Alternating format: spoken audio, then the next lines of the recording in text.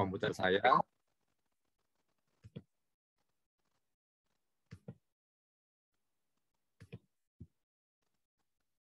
Oke, sudah diterima share screen dari saya. Bisa dibaca? Bisa ya? Oke. Oke, ini adalah modul. Jadi ada 2 modul. Besok saya kirimi lagi modul yang satunya di tingkat lanjut ini. Ini adalah modul pertama di tingkat lanjut, yaitu melakukan navigasi darat tingkat lanjut di elemen kompetensi yang ketiga. 3.1 ya, yang 3.2 sama 4.1, 4.2 dan 4.3 ada di modul besok, akan saya share lagi ya. Oke. Ini adalah sesi edukasi berpetualangan melakukan navigasi darat untuk tingkat lanjut. Sebelumnya mohon teman-teman tetap menggunakan modul yang lama, modul dasar itu sebagai acuan juga ya. Tapi tidak akan kita bahas pada pembelajaran kali ini karena itu sudah kita bahas kemarin. Yang akan saya tambahkan adalah beberapa poin yang memang sulit ya, memang sulit, dan saya lihat kemarin memang teman-teman cukup kesulitan terus, dan memang itu digunakan ketika kita mengaplikasikan kegiatan navigasi darat di lapangan. Contohnya dalam aktivitas pencarian dan pertolongan ya. Itu ada beberapa yang akan kita tampilkan. Oke. Ini saya sudah memperkenalkan diri. Oke. Saya ulangi lagi nih. Bagi teman-teman yang ikut di dasar mungkin sudah tahu, tapi saya ulangi lagi bahwa kemampuan seorang navigator ya, kalau sudah kita belajar dari awal sampai akhir ya, kita akan mempelajari 5 tahap ini. Yang pertama adalah paham, memahami. Itu ada di level 1 tingkat dasar ya. Kita paham teorinya, tahu knowledge-nya ya. Kita paham apa itu prinsip navigasi darat ya. Apa itu bagaimana penggunaan peralatan, bagaimana menggunakan kompas, bagaimana membaca peta, itu artinya paham. Teman-teman sudah paham. Sebagai tambahan, saya membuka channel YouTube saya untuk belajar. Jadi bisa diikuti di channel YouTube saya, Jarodi Hestu. Di situ ada beberapa pelajaran knowledge ya, teori-teori dasar navigasi darat, pemakaian kompas atau cara membaca peta, cara melakukan plotting kompas pada peta dan plotting koordinat pada peta dan lain sebagainya ya. Silakan dipelajari. Yang kedua adalah melakukan ya. Melakukan itu wajib praktek lapangan ya. Tapi karena kita tidak bisa, maka kemarin hanya saya berikan teorinya, yaitu menggunakan kompas, menggunakan peta ya untuk kegiatan navigasi ya. Jadi kompas itu kita cara membidik bagaimana, cara merawat kompas, memegang kompas bagaimana, terus membawa kompas, membawa peta ya, itu bagaimana, itu sudah ada di melakukan, yaitu melakukan aktivitas navigasi darat. Yang ketiga adalah mengaplikasikan ya. Pada tahap mengaplikasikan ini berarti kita mengaplikasikan ilmu kita yang sudah kita dapat di teori pada kegiatan di lapangan. Beberapa kegiatan seperti kegiatan. Suaranya kecil, Pak. Bagaimana? Suaranya kecil. Suaranya kecil ya. Tes. Tes. Yang lain bisa. Udah, Pak. Sudah ya? Udah. Oke. Saya dengar dari HP saya gede juga kok. Ini saya online di sini juga di HP. Nah, oke. Yang ketiga adalah mengaplikasikan ya. Di sini ilmu navigasi darat ya, knowledge-nya kita aplikasikan di lapangan melalui beberapa kegiatan. Salah satunya kegiatan pencarian dan pertolongan.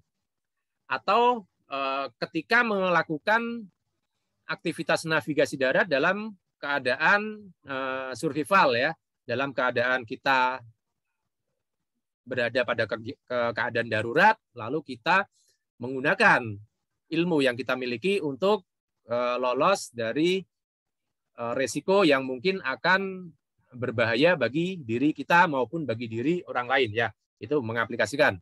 Yang keempat adalah mengevaluasi ya. Tahap mengevaluasi ini berarti kita mampu mengevaluasi kegiatan-kegiatan, aktivitas-aktivitas navigasi darat yang telah kita lakukan sebagai referensi ya, sebagai referensi. Laporan itu digunakan untuk aktivitas-aktivitas yang akan kita lakukan berikutnya atau aktivitas teman-teman kita. Dan bisa juga evaluasi ini menjadi dasar bagi tahap perencanaan ya, salah satunya merencanakan misal kalau di bidangnya rescue ya, jungle rescue, merencanakan operasi pencarian dan pertolongan ya yang dilakukan oleh SMC ya, itu perencanaan. Yang kelima adalah mendesain ya. Mendesain itu udah masuk ke pemahaman atas sistem informasi geografis, yaitu merencanakan peta, membuat peta ya, dan membuat peta tematik ya, dari dasarnya adalah peta dasar, itu ada di mendesain ya. Jadi kita mampu membuat peta, mampu membuat merencanakan rute yang akan kita lalui ya, mampu membuat area pencarian, mempersempit area pencarian dan lain sebagainya. Itu di bidang di level kelima ya, mendesain. Oke.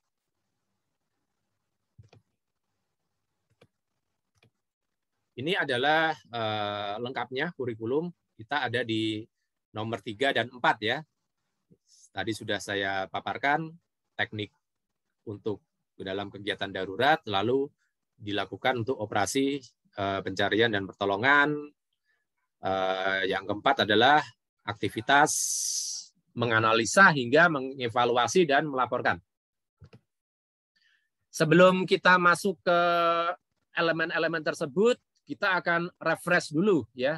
Kita mengupdate materi dasar dari modul dasar yang kemarin memang tidak ada ya. Karena yang namanya modul dasar itu penuh sekali ya. Bahkan 3 kali 2 jam kemarin memang banyak molornya. Dan 6 jam itu begitu padat. Maka tidak hanya saya paparkan memang yang dasar-dasar. Sementara yang tidak terlalu penting untuk materi dasar saya hilangkan. Dan akan saya tambahkan di sini. Karena memang sebagai dasar untuk kita memahami elemen ketiga dan elemen keempat ya. Jadi ada beberapa hal seperti tentang bumi, UTM, peta, deklinasi, kalibrasi dan lain sebagainya. Akan saya sampaikan beberapa hal ya. Sekarang bumi ya, kita akan menghitung ya. Ini kita sudah masuk ke level lanjut, berarti kita harus mampu menguasai angka. Ini adalah hafalan yang teman-teman harus menghafalkan ya. 1 derajat di lintang garis lintang 0 derajat itu berapa kilo, itu sudah hafal ya. Jadi ketika teman-teman melakukan penyisiran ya, penyisiran dalam operasi pencarian dan pertolongan ya, ketika sudah mendapat instruksi bahwa bidang yang akan disisir itu misal 5 derajat kali 5 derajat, 5 detik kali apa? 5 misal 30 detik ya, satu karvak ya. 30 detik kalau 30 detik itu jaraknya itu berapa? Itu teman-teman sudah hafal di luar kepala. Itu pasti jaraknya 925 meter atau ketika jaraknya sebesar 1 menit berarti itu hampir 2 kilo, 1850 meter. Itu harus dihafalkan ya. Dasarnya ada di modul dasar. Nah, ini adalah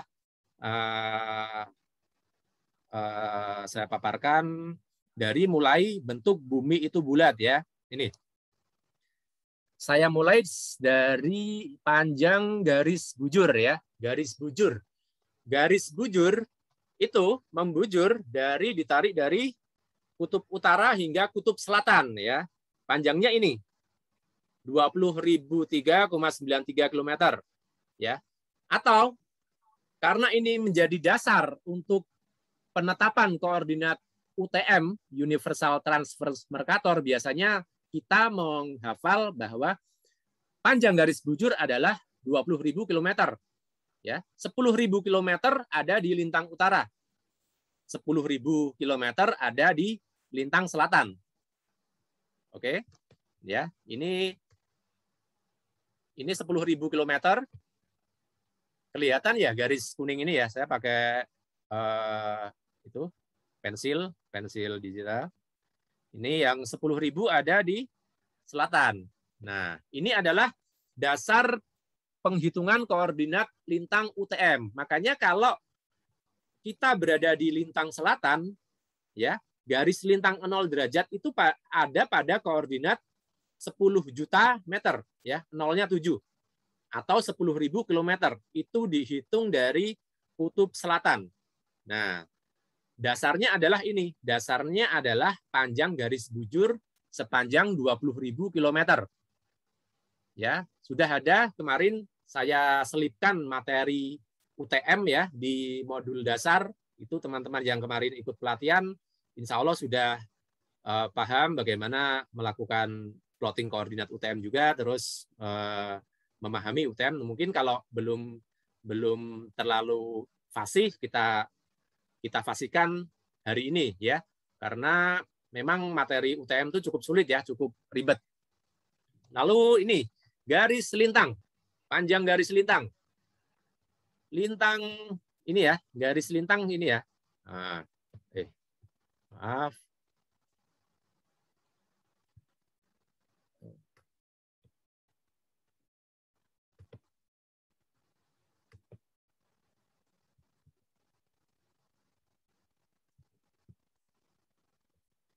Ini garis lintang.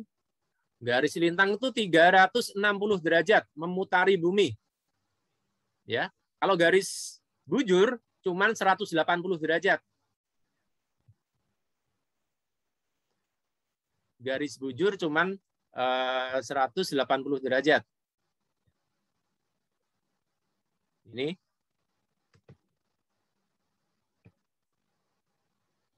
Garis bujur cuman 180 derajat. Ya, karena 180 derajat lainnya lagi ada di bagian bumi yang di baliknya. Maka totalnya memang 360, tapi karena garis bujurnya cuman di belahan bumi yang satu, itu panjangnya 180 derajat kalau garis bujur. Kalau garis lintang memutari 360 derajat bumi. Ya. Memutari bumi 360 derajat. Itu garis lintang. Antar garis lintang ya, tidak sama panjangnya. Garis lintang 0 derajat itu paling panjang. Panjangnya 40.075,16 km. Ya. Semakin ke utara atau semakin ke selatan, ya, garis lintang akan mendekati 0. Semakin pendek. Semakin ke utara semakin pendek, semakin ke selatan semakin pendek. Bagaimana menghitungnya? Itu ada rumusnya. Nanti ada rumusnya. Ya, tidak perlu dihafalkan, cuman teman-teman yang jelas tahu metodenya, ya, tahu prinsipnya bahwa kalau garis lintang semakin ke utara pasti semakin pendek. Nah, misal ini adalah garis lintang. Garis lintang di sini ada garis lintang 30 derajat ya. Ini misal garis lintang 30 derajat. Kelihatan ya, garis kuning ya. Itu artinya 30 derajat itu diukur dari sumbu bumi. Ya. Inti bumi. Intinya bumi jika diukur ke arah garis tersebut itu sudutnya sebesar 30 derajat. Artinya lintang 30 derajat adalah itu. Jadi itu juga pemahaman ya, pemahaman buat teman-teman. Oke. Dari panjang garis lintang 0 derajat tersebut, maka kita dapat menghitung jarak 1 derajat di garis ekuator ya. Ini juga harus dihafalkan. Angka 111,3 km.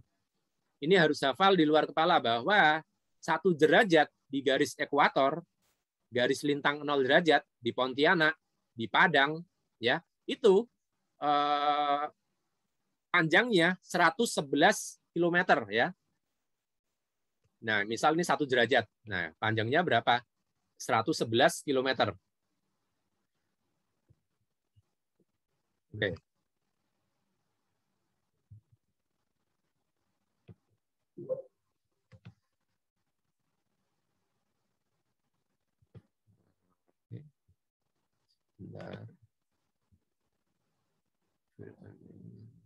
sebentar.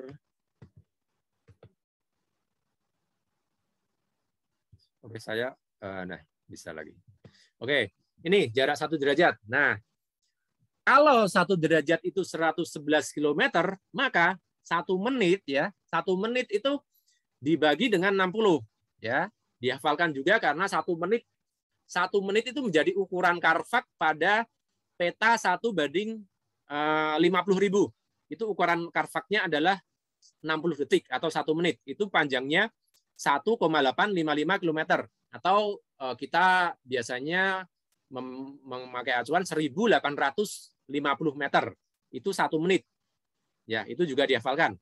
1 menit 1.850 meter. Nah, 1 detik itu adalah 0,031 km atau 31 meter ya. Itu angka-angka ini seharusnya sudah dihafalkan di luar kepala. 1 detik ada 31 km, 1 menit ada 1.850 meter, 1 derajat ada 111,3 km ya. Jadi ketika kita mendapatkan instruksi dari misal dalam kegiatan pencarian dan pertolongan kita dikasih instruksi bahwa ini luas area pencarian adalah sekitar 3 Carfax kali 3 Carfax. Ya. 3 Carfax dalam peta apa? Dalam peta 1 banding 25.000. Ya, kita harus paham. 1 banding 25.000, 1 Carfax-nya 30 detik dengan panjang sebenarnya adalah 925 meter. Ya. Ini kalau kita mau benar-benar paham harus dipraktekkan di lapangan ya. Kita sambil belajar di lapangan. Ini saya sampaikan teorinya. Oke. Lanjut. Ini adalah rumus ya. Rumus bagaimana dengan garis lintang selain 0 derajat, berapa jarak per derajatnya? 1 derajat jaraknya berapa ya? Misal garis lintang 10 derajat ya. Itu berapa kilometer 1 derajatnya? Nah, ada rumusnya ini. D jarak adalah 100 D besar itu 111 ya. 111,32 kali kosinus dari garis lintang tersebut. Misal kosinus dari 10 derajat berapa? Berarti dikalikan dengan panjang 1 derajat di garis lintang. Hasilnya segitu, 109 km. Semakin ke kutub, ya, baik itu kutub utara atau kutub selatan, maka kilometernya semakin pendek. Nah, ini mendekati kutub di daerah di 80 derajat ya, ini 80 derajat. Nah, 80 derajat 19 kilo ya. Ya, sangat pendek. Jangan jadi penggunaan peta, penggunaan GPS pun berbeda ya. Ini ada bahkan kita harus mengkalibrasi juga deklinasi dan lain sebagainya. Maka kita bersyukur kita berada di Indonesia dan tidak terlalu ribet ya, tidak terlalu ribet melakukan deklinasi, kalibrasi ya dan lain sebagainya ya. Kalibrasi ada tapi tidak terlalu signifikan ya. Oke. Oke. Kita balik lagi ini ke materi yang kemarin, cuman saya ingin lebih fokus ke pemahaman ya, karena takutnya teman-teman yang sudah mengikuti materi dasar masih meraba-raba yang namanya koordinat UTM itu bagaimana. Seharusnya memang materi UTM ini ada di materi tingkat lanjut, tapi memang saya selipkan kemarin di materi dasar juga, tidak apa-apa, tapi utamanya memang digunakan di materi tingkat lanjut. Oke, UTM, Universal Transverse Mercator ya. Ini adalah sistem koordinat dengan dasar adalah proyeksi silinder ya. Proyeksi silinder tidak perlu saya jelaskan secara detail, sebagai gambaran aja adalah bahwa bumi yang bulat ya, bumi yang bulat itu diproyeksikan menjadi bentuk silinder lalu dibuka menjadi bentuk datar ya, menjadi datar seperti ini. Sehingga apa yang ada di peta dalam bentuk datar itu akan pasti berbeda dengan hitungan ketika bumi itu bulat ya. Pasti ada rumus-rumus yang akan kita gunakan ketika kita menghitung koordinat ketika di kutub selatan atau kutub utara itu beda dengan apa yang kita lakukan di ekuator. Itu yang membuat harus dipelajari benar-benar ini tentang prinsip proyeksi ini ya. Jadi proyeksi silinder terus dibentangkan menjadi bentuk dasar itu adalah menggunakan sistem koordinat UTM ya, yang ada di peta RBI. Yang tak ada di peta RBI yang di garis itu gridnya memang grid geografis, derajat, menit, dan detik. Namun ditampilkan juga angka koordinat UTM, cuman tidak digaris ya. Kita bisa menggarisnya sendiri. Nah, oke, ini UTM. Pemahamannya adalah bahwa bumi ini dibagi menjadi zona-zona, baik itu zona bujur maupun zona lintang. Sebentar. Ini.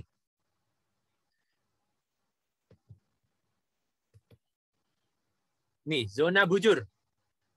Saya mulai dari zona bujur dulu ya. Zona bujur, bumi dibagi menjadi 60 zona bujur. Dengan satu zona bujur mempunyai jarak horizontal adalah 6 derajat. Nah, penamaannya berdasar angka, yaitu 1 sampai 60. Jika zona 1 ada di koordinat ini ya, 180 derajat bujur barat sampai 174 derajat bujur barat, maka zona 60 ada di koordinat ini, 174 derajat bujur timur sampai 180 derajat bujur timur ya. Ya, sementara 180 derajat bujur barat itu sama dengan 180 derajat bujur timur karena garisnya memang sama, garisnya sama. Cuman karena bumi itu dibuka menjadi bentuk silinder lalu diproyeksikan dalam bentuk datar, maka ada 180 derajat bujur barat, ada 180 derajat bujur timur, begitu. Itu harus dipahami. Ada 60 ya, satu zona 6 derajat. Nah, di garis bujur 0 derajat yang melewati kota London di Greenwich ya, itu adalah prime meridian. Nah, ini adalah zona 30, 6 derajat bujur barat sampai 0 derajat 0 derajat. Tidak perlu kasih bujur barat. Ini zonanya segini. Itu adalah zona bujur. Kenapa harus dibagi menjadi 60? Karena untuk membedakan penghitungan koordinat bujur.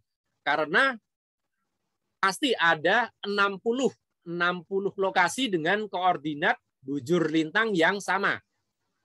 Ya, ada 60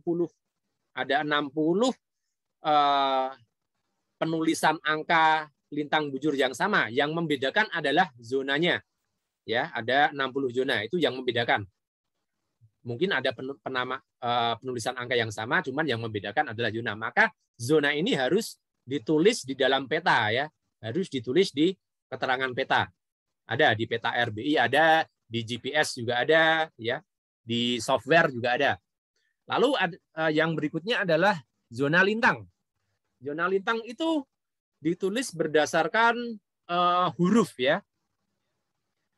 Ditulis berdasarkan huruf, ada huruf A sampai huruf Z. Nah, ini.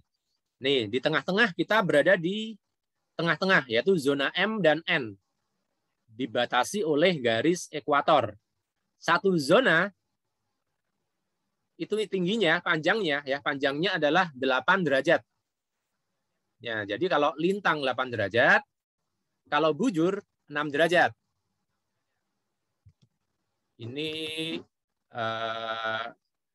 penulisannya ya. Nah, saya langsung lompat. 2 macam penulisan zona lintang ya. Berdasar huruf A ke Z. A dan B itu di kutub selatan. Sementara Z dan Z di kutub utara. Huruf I dan O dihilangkan agar tidak rancu dengan angka 1 dan 0. Ya, tidak ada rancu dengan angka 1 dan 0. Maka huruf I dan O dihilangkan. Ya. Oke, ada dua macam penulisan. Itu yang pertama adalah penulisan secara lengkap A sampai Z.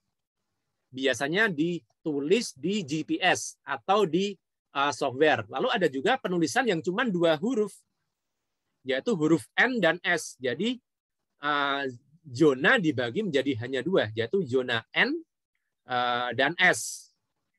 Nah, kalau ada di belahan bumi bagian utara, maka ditulisnya N. Sementara kalau berada di selatan, maka ditulisnya S. Itu penulisan di peta RBI, Bacosur Tunnel, ya. Badan Informasi Geospasial. Dia nulisnya bukan 49N, ya, bukan 49M. Misal nih, Jogja kalau di GPS 49M. Tapi kalau di peta Bacosur Tunnel, dia nulisnya 49S karena berada di lintang selatan. Sama saja, ya. Hanya yang membedakan adalah penggunaan. Jadi teman-teman kalau menggunakan aplikasi di smartphone atau di GPS, gunakanlah abjad yang lengkap A sampai Z. Tapi kalau kita gunakan di peta RBI, kita baca di peta RBI hanya ada 2, yaitu N dan S. Oke, kita lanjut lagi. Ini seluruh dunia, ya. Sementara ini adalah kita fokus di Indonesia. Indonesia berada pada zona 46 bujur hingga 54 bujur. Ya, satu zonanya mempunyai lebar 6 derajat. Satu zona mempunyai lebar 6 derajat. Sementara kita berada di zona lintang 3 zona lintang, 4, ya. 4 termasuk yang melewati lautan. Dari LMNP, ya. Tidak ada O, ya. O tidak ada karena rancu dengan 0. Jadi O dihapus jadi P. Ya, di atas paling atas sendiri adalah P. Nah, ini adalah garis ekuator khatulistiwa. Nah, tadi kita ketahui kalau di peta Bacosur Tunnel ini ada N, ini adalah yang bawahnya adalah S. Nah, itu. Bedanya itu. Ini N sama S.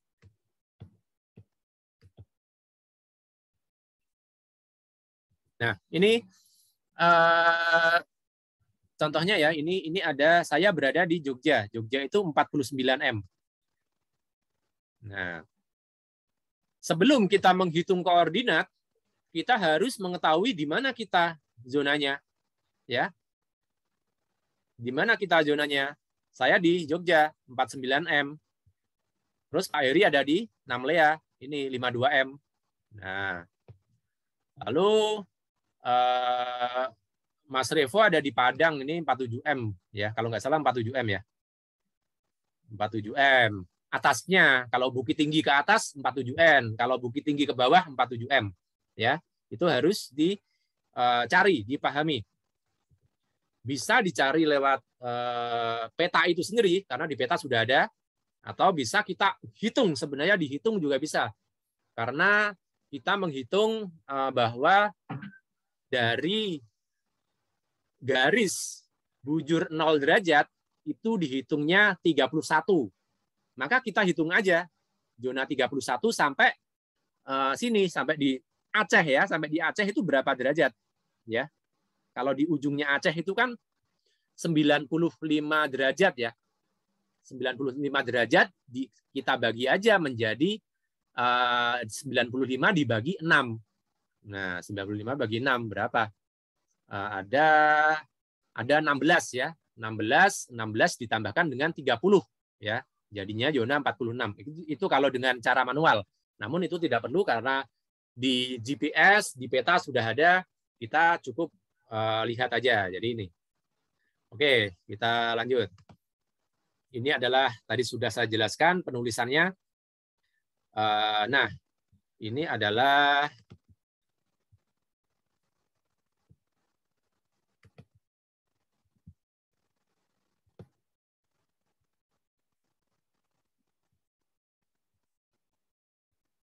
Ini ya, penulisan ya. Penulisan koordinat ya. Nih, koordinat lintang ya. Itu ada 7 digit. Ada 7 digit. Ya, 9, 1, 2, 2, 5, 7, 6. Nah, kecuali yang ada di Pontianak itu 8 digit karena koordinatnya kalau sampai pol itu 10 juta ya. 10, kosongnya ada 7 kali. Ya. Terus kalau di luar itu ada 7 digit ya, kecuali yang di daerah kutub itu sedikit lagi ya. Kalau kita kalau mau biar tidak rancu ya dengan koordinat bujur, karena penulisannya hampir sama ya. Gini, kita mana yang lintang, mana yang bujur. Kita cari aja, pokoknya yang garis lintang itu ada 7 digit. Nah, sementara yang bujur itu ada 6 digit. Pasti 6 digit ya. Tidak bisa 5 digit, tidak bisa 7 digit atau dan lain sebagainya. Loh, Mas, kenapa di peta Bako Surtanal ya? Kenapa di peta Bako Surtanal itu cuma ditulis 430, 430, 431, 432, cuma 3 digit. Nah, itu memang tidak ditulis 0 di belakang 3. 0 di belakang angka terakhir. Jadi kita tulis sendiri. Berarti itu kalau angka koordinatnya 431, berarti itu ada 0-nya 3. Nah, itu berarti meter ya. 431.000 meter. Itu adalah penulisannya. Gitu. Jadi kalau kita hitung sendiri ya, kalau kita memakai rumer ya, pakai rumer yang grid. Paskan dengan skala ya. Kalau petanya skala 1:25.000, kita pakai rumer grid yang 1:25.000. Kalau yang 50 ya pakai yang 50.000 ya. Kita paskan dengan skala itu gitu. Jadi penulisan angka di belakang koma kalau di peta RB itu tidak digunakan. Namun yang kita tulis di kertas ya, hasilnya harus 6 digit. Nah, ini 6 digit. 430576 atau 912576. Ini adalah penulisan yang detil. Karena kedetilannya, keakurasiannya adalah 1 meter kali 1 meter. Sangat akurat. Dibanding dengan penulisan dengan detik. Kita bandingkan 1 detik adalah 31 meter. Sementara kalau di UTM, ya ini, kalau penulisannya mencapai 6 digit, 7 digit, berarti koreksinya adalah 1 meter kali 1 meter. Nah, koordinat UTM ini biasanya tidak digunakan di peta yang gede, 1:25.000, 1:50.000, biasanya kita ngolah sendiri peta tersebut.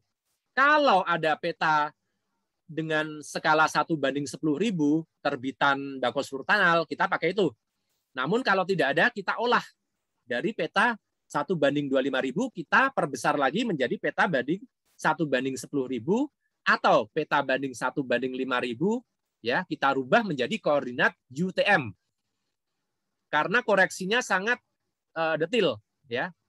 Tentu saja menggunakan interval kontur peta yang dasar 1:25.000, tapi kita olah menjadi peta yang lebih besar dengan grid-grid yang kita ciptakan sendiri. Itu boleh, ya.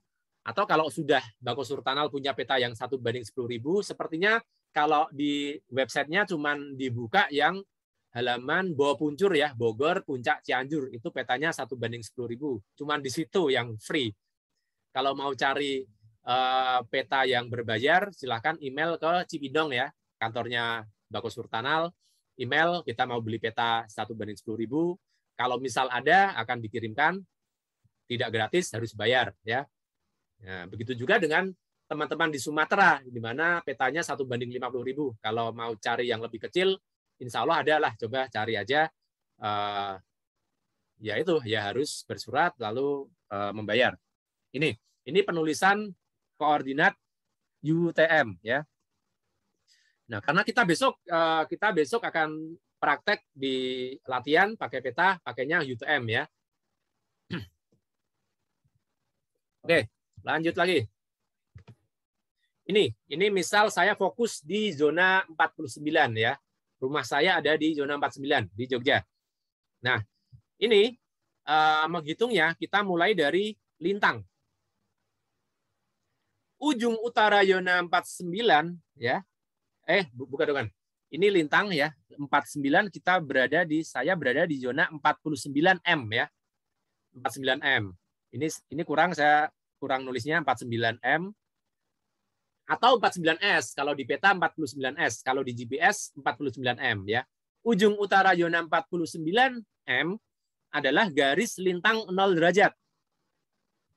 Ini garis lintang 0 derajat mempunyai koordinat 10 juta atau nolnya ada 7. Itu artinya 10 juta meter jaraknya dari kutub selatan. Nah, dipahami ya, ini harus paham. Kenapa angkanya segitu? Nah, kalau kemarin kita yang di dasar kita praktek ya plotting peta pakai koordinat UTM. Nah, ini adalah alasannya ya, ilmunya ya. Kenapa sih angkanya harus 10 juta, ada 9 juta? Nah, ini diukur dari lintang selatan ya, 10 juta meter. Nah, seperti kita ketahui bahwa panjang garis bujur adalah 20.000 kilometer. Ya, 10.000 kilometer ada di lintang utara, 10.000 kilometer ada di lintang selatan. Nah, ini adalah acuan panjang garis bujur tersebut menjadi acuan dalam penulisan koordinat UTM lintang. Ya, ini ada 10 juta meter, artinya 10.000 kilometer. Oke, sama halnya ujung bawah zona 49M berada di garis lintang 8 derajat lintang selatan. Ya, ini adalah koordinatnya 9115,545 ms ya. Itu berarti jarak 8 derajat itu ya, 1 derajat ini ada sekitar selisihnya, ada panjang garis derajatnya adalah sekitar 885 ya, 185 ya. Itu sesuai kalau 1 derajat di garis bujur itu lebih pendek sedikit ya, sekitar 110, sekian kilometer ya. Jadi kita kalikan dengan 8 derajat. Kalau 1 derajat itu 110,8 kilometer, maka 8 derajat panjangnya adalah 885 kilometer. Ya, ini selisihnya. Selisih antara utara zona sampai selatan zona. Itu ada segitu.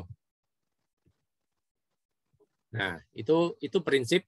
Sementara ketika kawasan itu berada di lintang utara ya. Nih, di atasnya zona 49M adalah lintang utara. Ini di sini udah masuk utara nih di garis kuning. Kita hitungnya bukan dari kutub selatan lagi. Kita baliknya hitungnya dari garis ekuator. Cuman ini yang dihitung ini koordinat lintangnya. Ya. Semakin ke atas semakin banyak. Semakin ke utara semakin tinggi ya. Berarti kita mulai lagi ketika kita berada di lintang utara, teman-teman yang di Aceh, yang di Taraan ya, itu ada di lintang utara. Mengukur koordinat lintang diukurnya bukan dari kutub selatan, tapi dari garis ekuator panjangnya. Itu yang membedakan antara bagian bumi bagian utara dengan selatan. Oke. Nanti pertanyaannya habis selesai sesi UTM ya. Kalau ada pertanyaan saya teruskan dulu. Sementara untuk zona bujur, zona 49. Nih. Zona bujur panjangnya, lebarnya aja ya. Kalau panjang kan yang 8 derajat, ini lebarnya. Lebarnya adalah 6 derajat. Ya. Di mana kalau zona 49 ini dimulai dari 108 derajat bujur timur sampai ujung kanan adalah 114 derajat bujur timur. Itu adalah 6 derajat. Harus dipahami ya, harus dipahami sebelum kita melakukan plotting koordinat dengan UTM. Ini dasarnya ini. Jadi satu zona ada 6 derajat. Nah, jaraknya, panjangnya adalah 667,487 km. Nah, kita tadi di halaman sebelumnya sudah tahu ya, 1 derajat di ekuator itu 111,3. Berarti kalau 6 derajat, ya ini 667 km ya. Itu adalah dasar penghitungan jarak satu zona ya, antara ujung kiri zona sampai ujung kanan zona. Nah, bagaimana prinsip ya? Kenapa sih kok angkanya 163, 256 itu dapat dari mana? Terus di sini ada mungkin 300 sekian, 300, 555 sekian. Ini juga ada, ini ada angka-angkanya lagi. Artinya apa? Bagaimana mengukurnya? Sama, itu memang satuannya meter ya. Yang menjadi patokan adalah garis merah ini. Nah, ini adalah garis sentral meridian zona. Jadi zona 49 mempunyai garis sentral meridian dan itu terletak di 111 derajat bujur timur. Ya. Ini ada di lintang bujur 111 derajat bujur timur. Begitu juga dengan zona sebelahnya, zona 50. Zona 50 mempunyai sentral meridian 117 derajat. Ya, sama. Ini 117 derajat. Ini adalah sentral meridian zona 50. Sama, zona 51 kelipatan 6 lagi mempunyai sentral meridian 123. Fungsinya apa? Untuk mengukur ya. Jadi untuk mengukur nilai koordinat bujur. Nah, ujung kiri ya. Ujung kiri adalah 108 derajat bujur timur. Ini ada di angka ini 163,256. Apa artinya? Ya kita hitung saja bahwa ujung kiri adalah sekian meter ya. Ini adalah selisih 500.000 dikurangi 163,256 ya, sekitar 336 ya. Ini selisihnya adalah 336.000 meter atau 336 kilometer. Ini selisihnya. Begitu. Bagaimana menentukan koordinat titik-titik yang di sini? Yaitu pakai protaktor ya, pakai rumer yang grid UTM ya, itu di sini. Jadi kalau peta kan cuman nggak sampai panjangnya sampai 3 derajat, cuman dikit. Jadi ini diukur berdasarkan prinsip ini.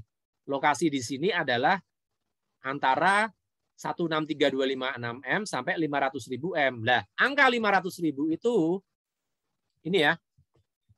Nilai bujur garis lintang 111 derajat, garis bujur 111 derajat atau garis sentral meridian 111 derajat. 500.000 itu sudah menjadi aturan bahwa semua sentral meridian mempunyai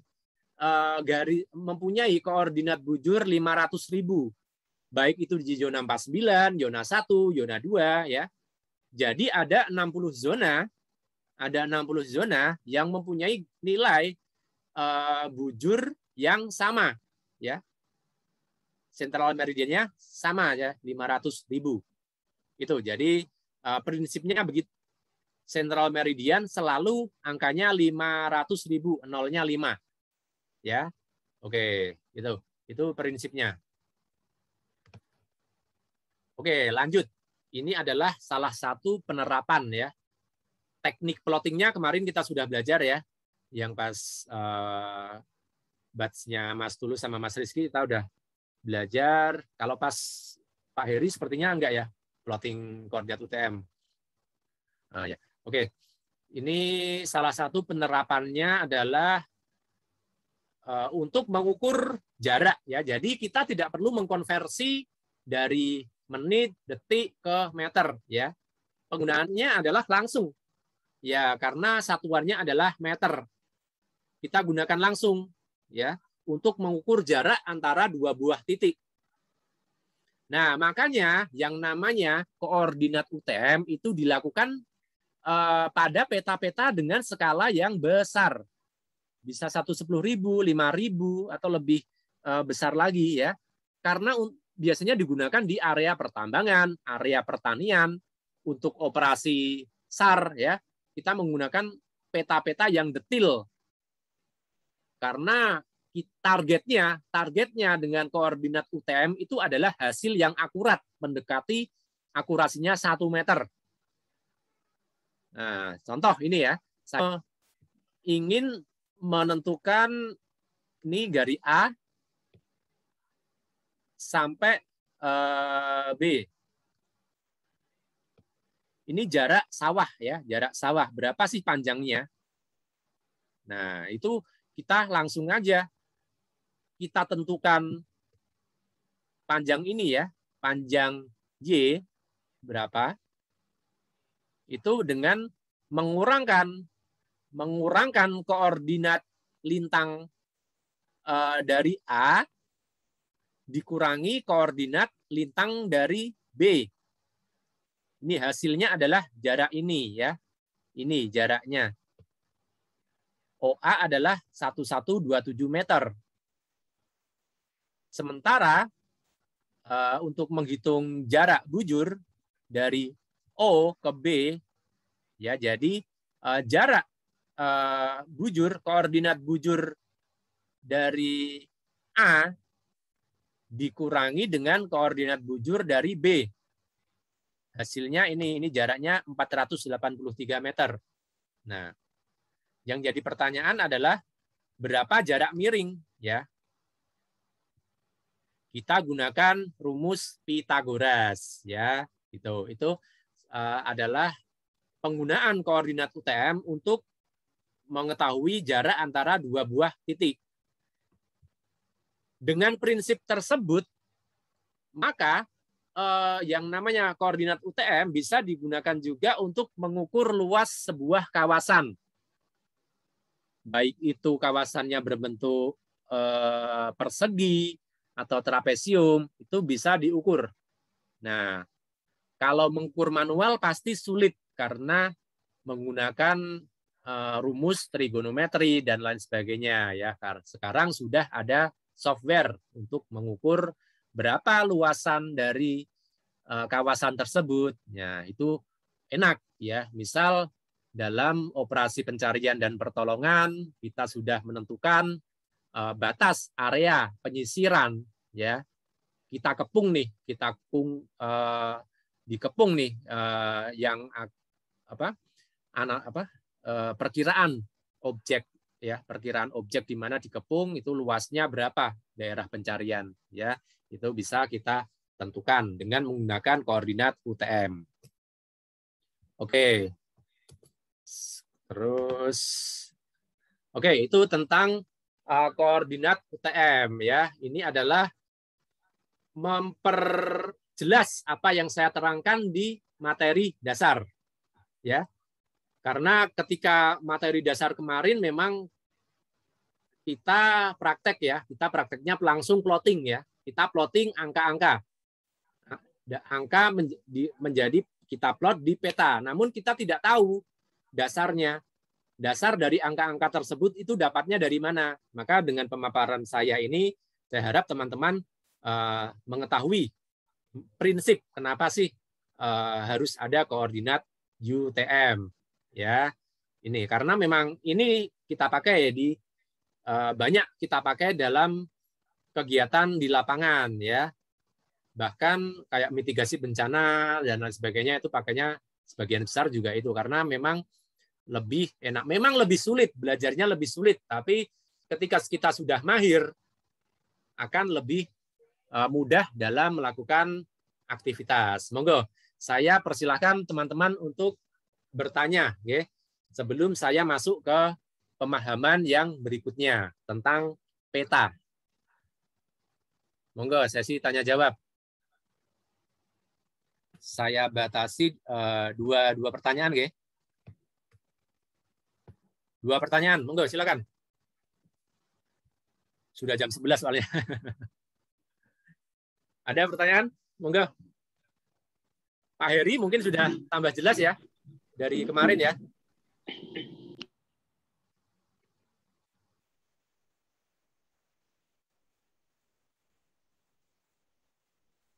Belum ada pertanyaan, Pak.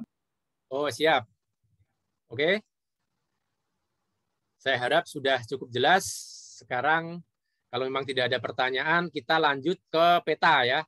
Saya akan mencoba mengulik hitungan peta satu demi satu peta ya. Yang akan saya fokuskan adalah peta-peta keluaran Bakosurtanal ya. Keluaran dari Badan Informasi Geospasial. Itu adalah peta dasar. Peta dasar yang memang sudah ada gridnya yang buat mereka ya. Belum diolah. Peta yang sama sekali belum diolah. Nah, ini dari mulai skala yang terkecil. Peta dengan skala 1/10.000.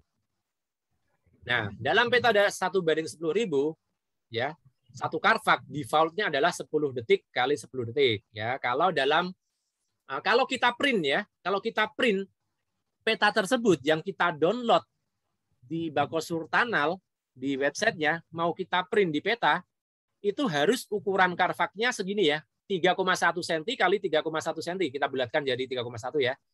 3,08 cm kali 3,08 cm. Ya, itu harus presisi. Ukuran karvak di kertas peta yang di kertas dengan peta digitalnya harus sama. Makanya untuk melakukan mencetak peta harus dilakukan kalibrasi juga ya. Nah, satu karvak ini sesuai dengan tadi hitungan 1 detik adalah itu ya, maka satu karvak ini panjangnya adalah 308,3 meter ya. 308,3 meter.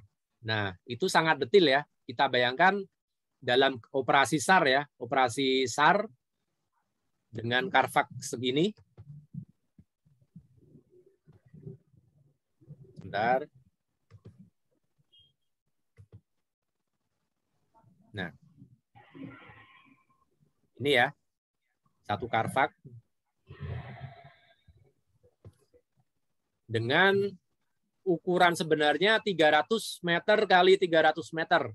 Nah, berarti itu sangat detail sekali. Ini akan peta-peta dengan skala yang skala yang kecil ya, artinya kawasannya sangat besar, kita bisa fokus di satu lokasi, itu akan sangat efektif untuk memfokuskan kegiatan ya. Misal operasi SAR ya, kita akan mencari subjek ya, mencari subjek.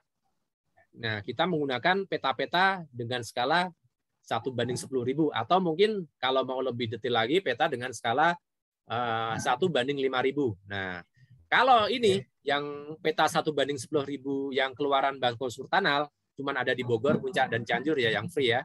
Ini sudah konturnya sudah sangat detail. Nah, berbeda halnya dengan jika kita mengolah sendiri ya. Misal peta 1/25.000 lalu kita olah, kita rubah skalanya menjadi peta 1/10.000. Nah, nanti tidak detail, konturnya masih ngikut kontur yang lama dengan interval 12,5. Sementara kalau dasarnya, peta dasar 1/10.000 itu interval konturnya 5 meter. Jarak antar kontur itu elevasinya 5 meter. Beda ketinggiannya.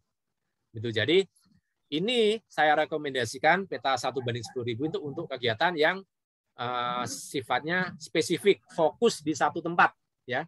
Misal digunakan untuk operasi SAR, untuk kita sudah fokus nih pakai metode close grid ya, nanti akan saya jelaskan. Close grid fokus pencarian di titik tersebut, penyisiran ya, memakai peta dengan skala besar.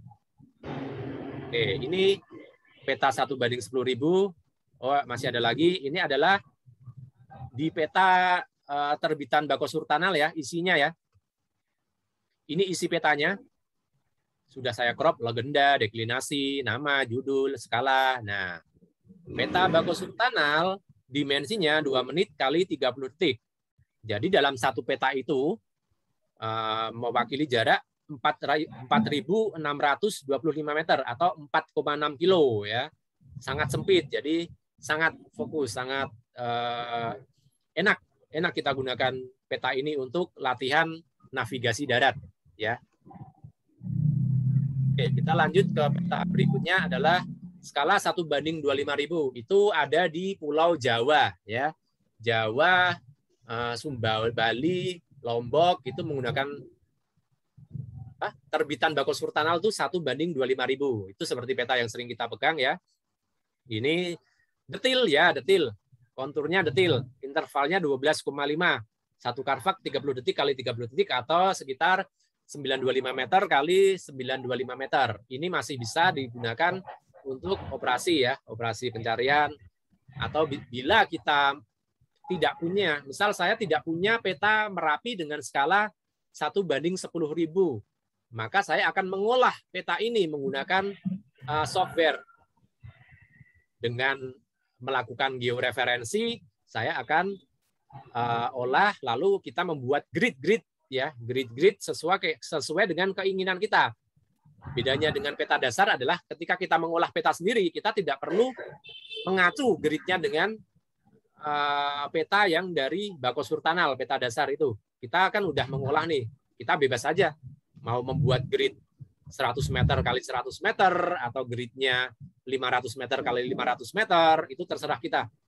Ya, semakin kecil grid-grid itu, ya, maka itu akan semakin detail, ya, akan semakin detail dalam terpusat. Ini dimensinya 7 menit kali 30 detik atau 13 kilo, sekitar 14 kilo. Ya, cukup jauh satu peta ini, ya. Lalu berikutnya adalah peta 1:50.000. Nah, ini ada di Kalimantan, ada di Sumatera, di Ambon, Sulawesi, ya.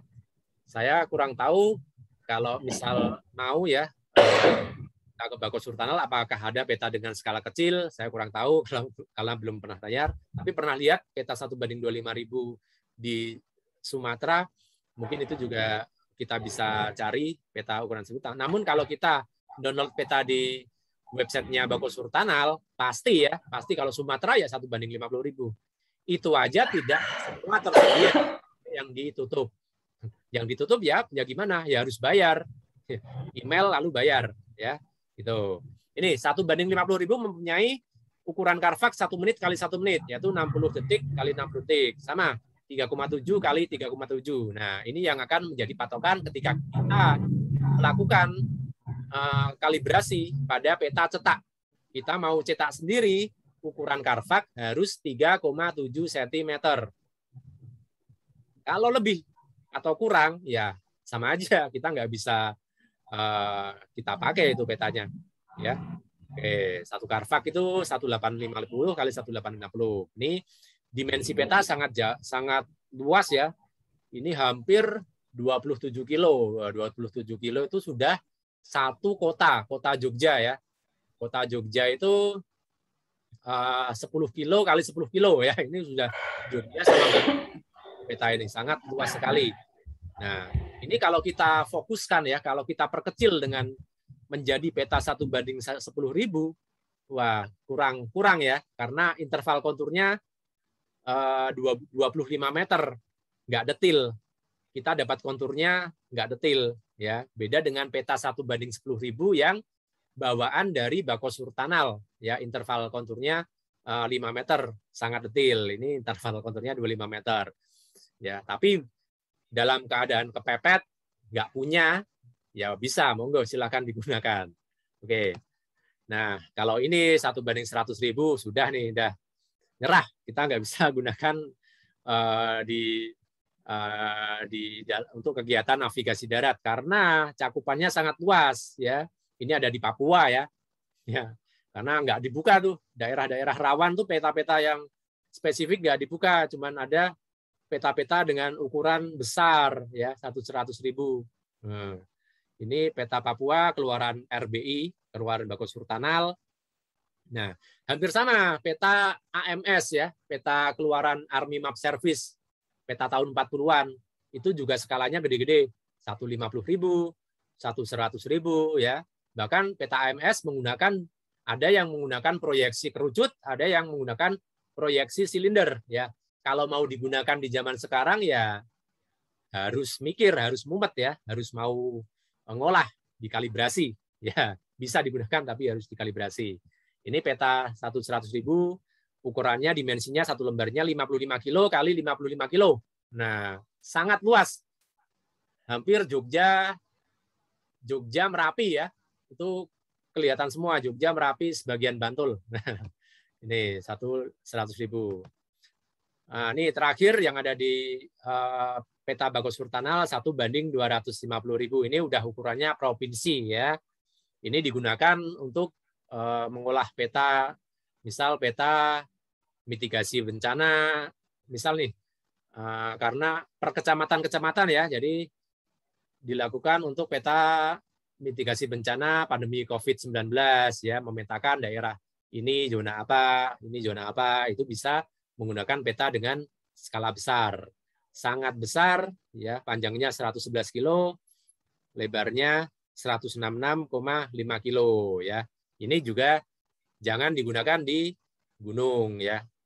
Ada lagi peta yang lebih besar lagi, itu namanya peta atlas ya.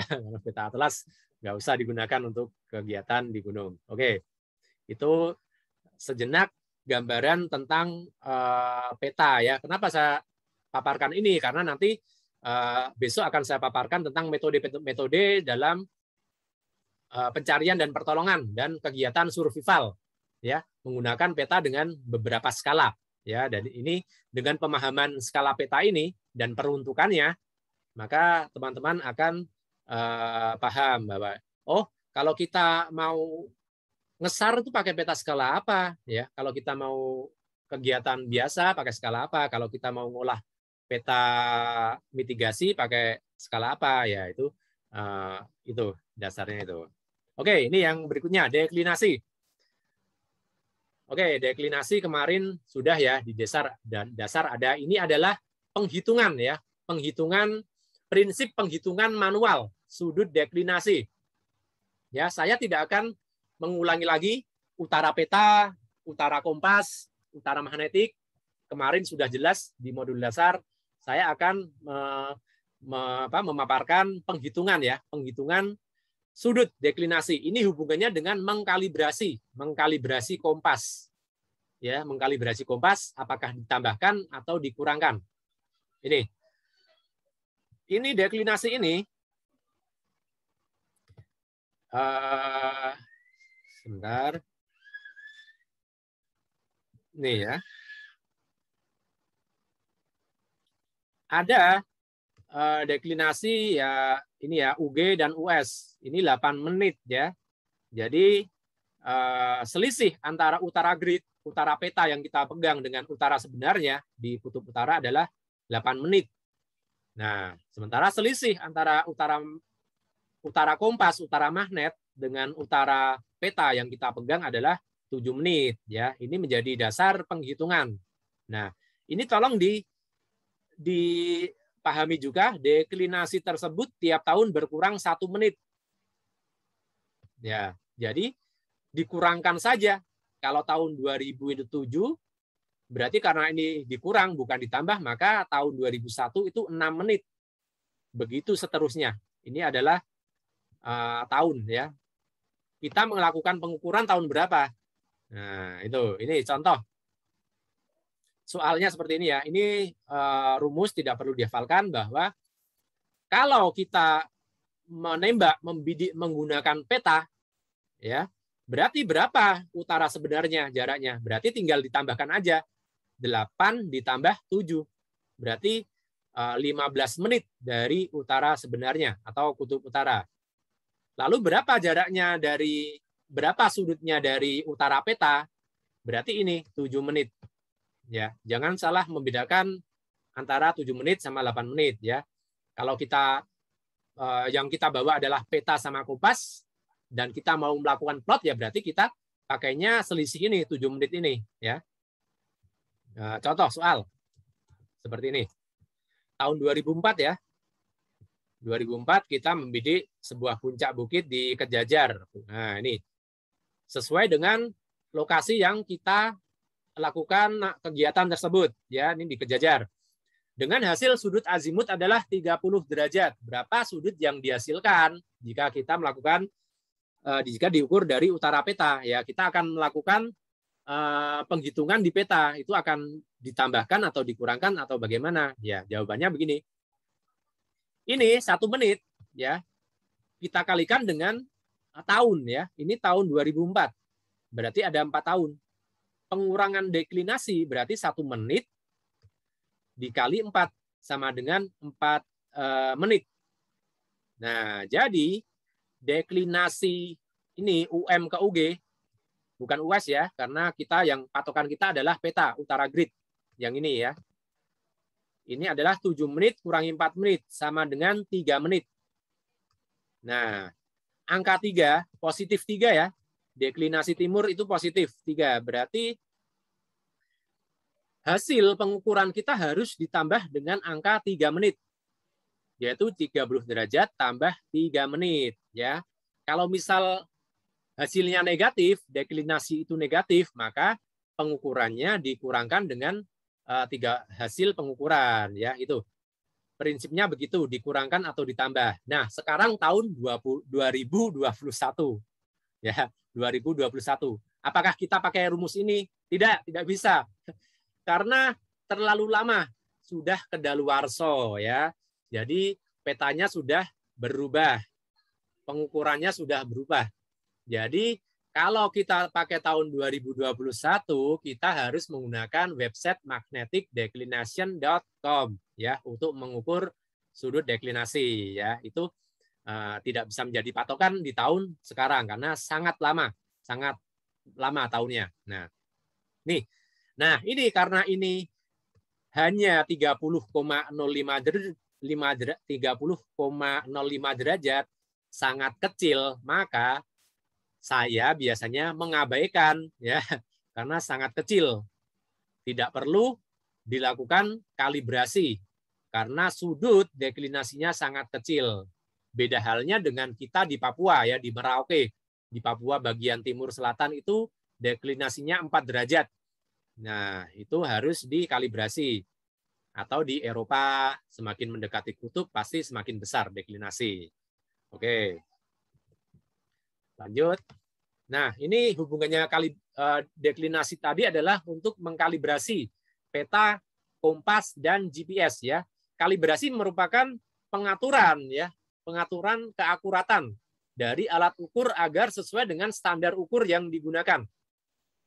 Ingat ya, kalibrasi itu langkah awal sebelum kita memulai sebuah kegiatan.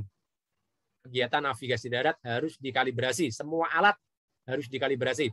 Nih, kalibrasi kompas. Ada beberapa cara ya. Ini yang pertama adalah terkait deklinasi ya. Jadi kompas itu harus dikurangkan sudutnya atau ditambahkan. Ada kompas-kompas yang memiliki skrup ya atau screw yang berfungsi untuk mengunci. Nah, itu bisa kita kunci sudutnya. Tapi kalau memang sudutnya panjang, misal deklinasinya sampai 10 derajat atau 15 derajat, itu harus kita kunci. Bisa, itu pakai kompas dikunci.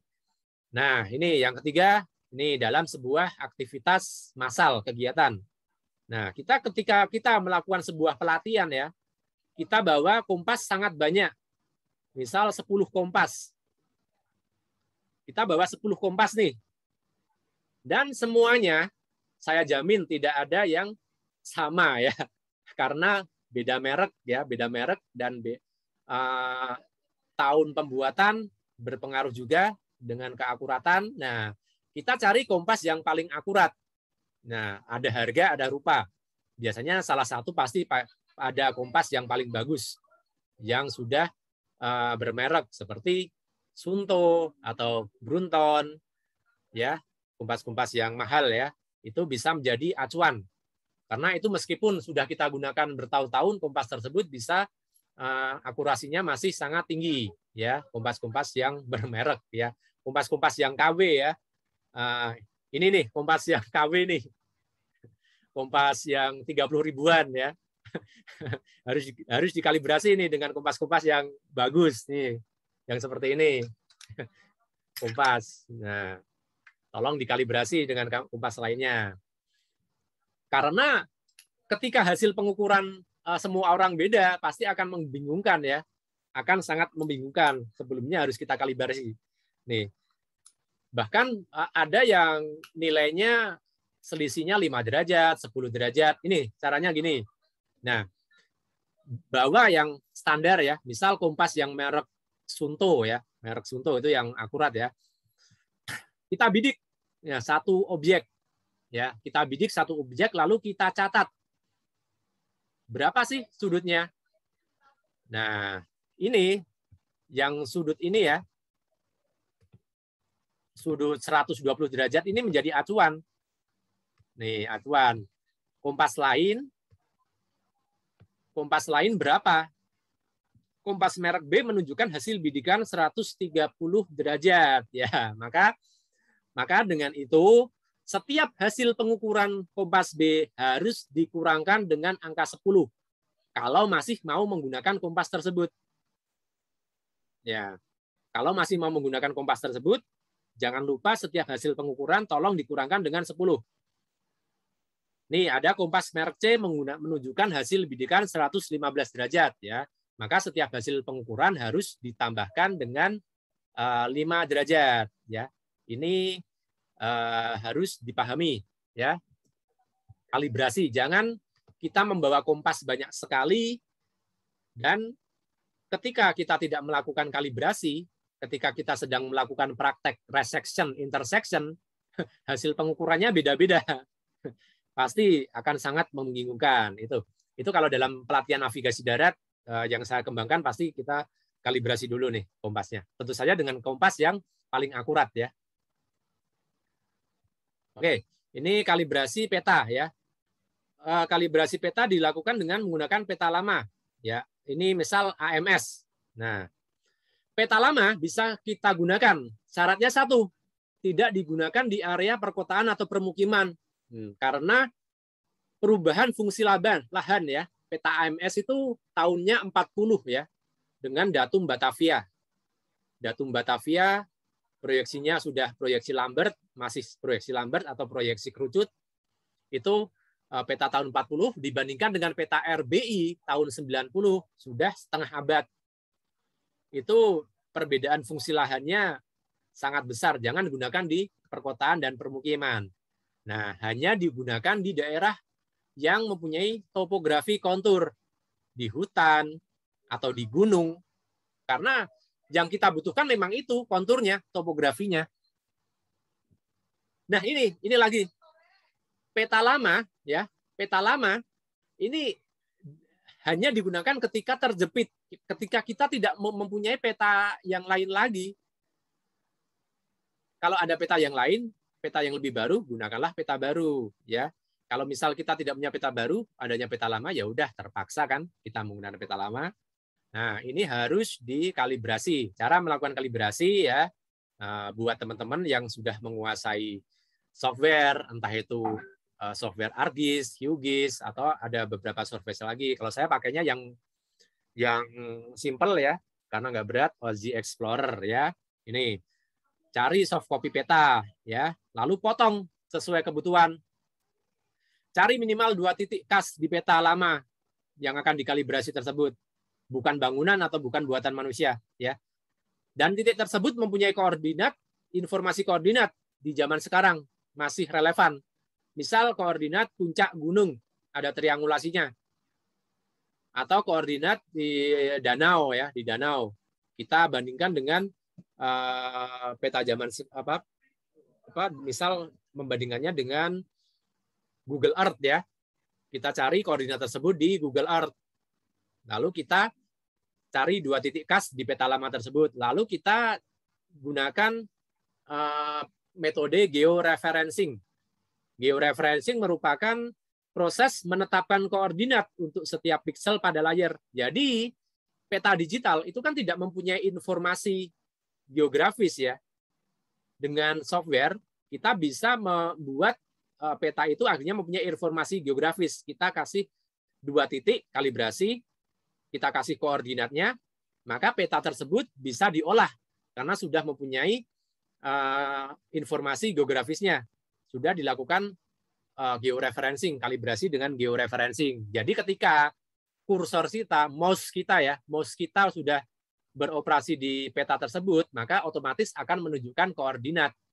Nah, itu tinggal habis itu kita membuat grid ya, membuat grid entah itu derajat, menit, detik atau grid UTM, terserah mau bikin gridnya 100 meter, 500 meter, nah itu kita buat. Nah, itu monggo teman-teman kalau sudah tertarik ya, tertarik. Kalau saya memang tertarik ya, untuk bidang ini, kita bisa belajar software ya. Oke, lanjut. Ini adalah contoh ya. Peta kiri adalah peta AMS, Army Map Service tahun 42, masih menggunakan datum Batavia. Datum Batavia adalah merupakan salah satu sistem referensi nasional yang digunakan ketika pertama kali kartografi digunakan di Indonesia ya, makanya datum Batavia. Sudah tidak relevan digunakan di zaman sekarang. Perbandingannya ya, saya sudah pernah mencoba koordinat dengan koordinat yang kita sudah tentukan zaman sekarang ya, memakai GPS, memakai datum terbaru. Ketika kita plot koordinat di peta yang lama, koreksinya lebih dari 100 meter, ya hampir 200 meter. Makanya ketika kita menggunakan peta lama harus dikalibrasi dengan datum yang baru, yaitu sekarang kita pakainya datum GN95 atau DGN95. Kalau referensi globalnya pakai datum WGS 84, yaitu referensinya, sistem referensinya. Oke, ini ada tulisannya DGN95, ada datum Batavia. Ini penampakan konturnya. Saya zoom, ya. Sangat jelas ya. Peta lama masih sangat jelas konturnya.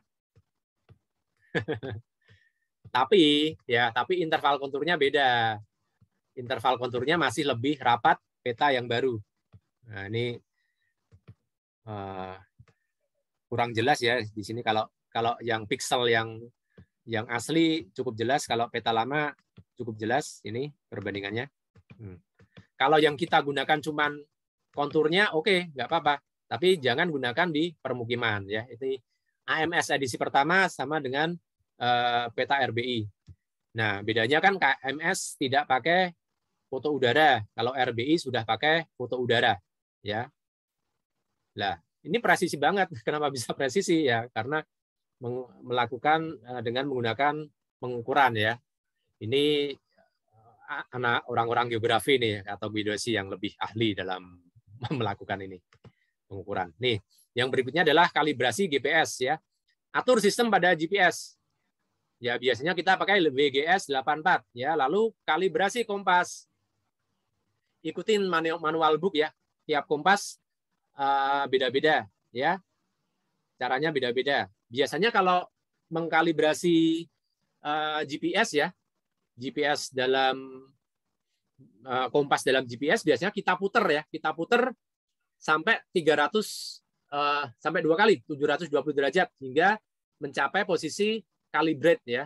Sama kalau di handphone ya, di handphone smartphone kita putar-putar hingga tercapai kalibrasi, itu berarti sudah kalibrasi ya. Nah, yang berikutnya kalibrasi ketinggian altimeter ya. Paling enak menggunakan kalibrasi altimeter itu di permukaan laut. Jadi kita ke laut, lalu kita menentukan ketinggiannya yaitu 0 mdpl ya. Jika tidak dilakukan kalibrasi, maka GPS satelit akan menangkap sesuai dengan perhitungan mereka. Nah, itu yang menyebabkan salah satu yang menyebabkan setiap GPS mempunyai informasi yang berbeda-beda. Misal di sebuah puncak bawa banyak GPS, lalu informasi ketinggiannya beda-beda. Ada beberapa sebab. Satu, kemampuan GPS dalam menangkap satelit beda-beda, akurasinya beda. Dua, karena GPS belum dikalibrasi dengan permukaan laut. Ya, gitu.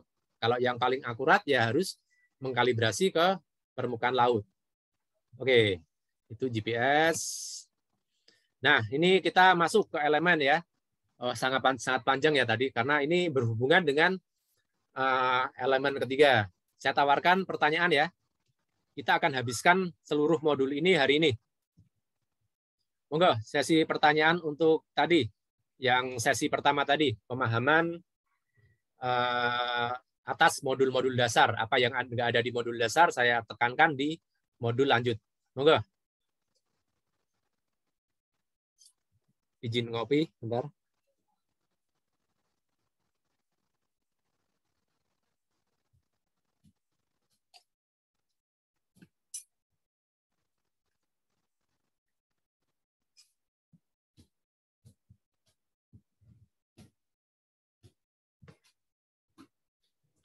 Ada pertanyaan?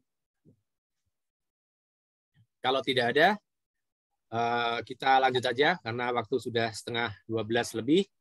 Pak. Kita ke elemen yang pertama, yaitu mengaplikasikan teknik navigasi darat dalam aktivitas seluruh ruang. Nah, kita sampai akhir ini, hari ini, hanya di poin pertama ya, mengaplikasikan teknik navigasi darat dalam keadaan darurat ya. Ini. Nah, ini kita ada beberapa kemungkinan ya, ketika kita dalam keadaan darurat. Pertama, kita membawa peta. Kedua, kita membawa peta, kita membawa kompas. Dan yang ketiga, kita tidak membawa apa-apa. Ya, itu ada beberapa kemungkinan. Nah, itu saya sendiri belum pernah mengalami keadaan darurat. Ya, alhamdulillah, dan semoga seluruh kegiatan saya aman-aman saja. Tapi harus punya pegangan, harus punya ilmu. Apa-apa yang harus kita lakukan ketika kita tersesat di gunung atau hilang di gunung, ya. Bagaimana cara kita untuk bertahan hidup, ya. Yang pertama tentu saja kemampuan kita untuk lepas dari survival. Yang pertama adalah mental, ya, mental positif itu pertama. Yang kedua adalah ilmu, ya, baik itu ilmu navigasi darat, ilmu survival, ya, terus ilmu pertolongan pertama, ya, semuanya itu harus dikuasai. Nah, itu jadi dua hal itu di samping pengaruh dari orang lain. Dalam hal ini adalah misal regu pencari dan penolong, ya, itu akan kita bahas besok, ya, terkait dengan operasi SAR, ya. Ini yang pertama.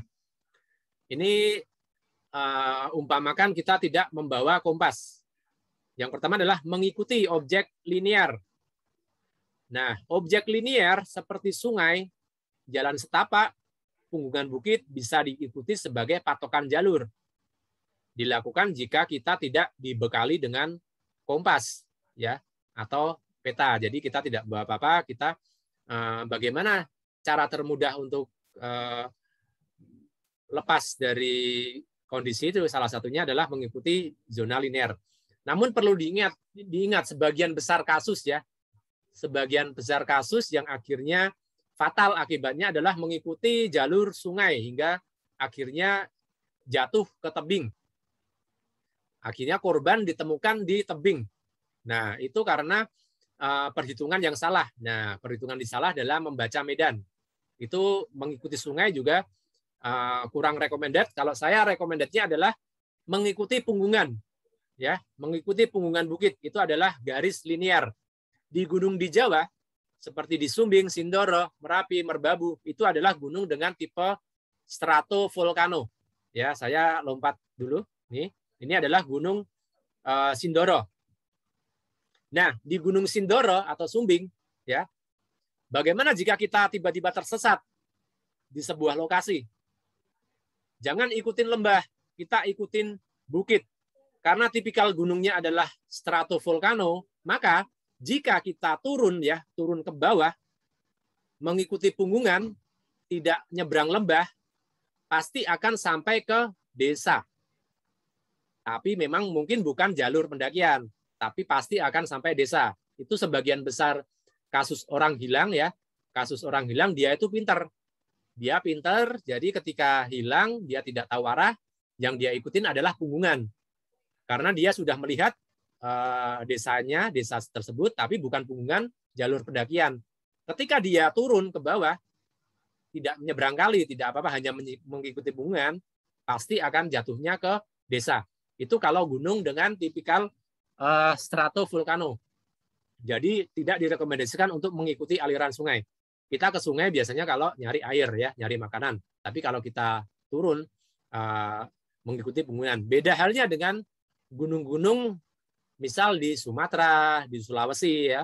Nggak bisa itu di Bukit Barisan yang jelas kita ngikutin punggungan. Nah, nggak bisa karena karakter hutannya beda, topografinya beda, jadi tidak cocok digunakan. Tapi kalau di Gunung Jawa, kalau dalam kondisi survival tersesat, sebagian besar orang memilih punggungan sebagai jalur untuk turun ya. Oke, yang kedua menggunakan metode azimut dan back azimut. Nah, jika kita berangkat menggunakan sudut azimut sebagai acuan, maka ketika pulang akan menggunakan acuan sudut back azimut. Ini membutuhkan kompas ya. Membutuhkan kompas, peta juga ya, peta juga.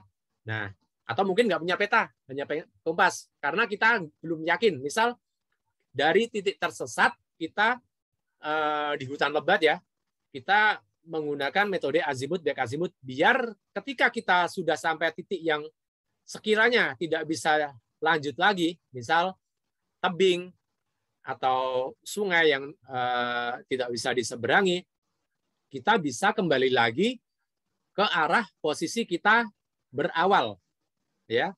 Jadi kebalikannya dengan azimut, kita kembali lagi menggunakan sudut back azimut. Jadi harus kita catat pergerakan kita. Kita ada kompas, ada ballpoint, ada kertas, ya. Kita catat pergerakan kita. Lalu estimasi jarak, ya. Ini yang ketiga, memperkirakan jarak yang sudah ditempuh. Nah, ini hubungannya dengan 2 juga.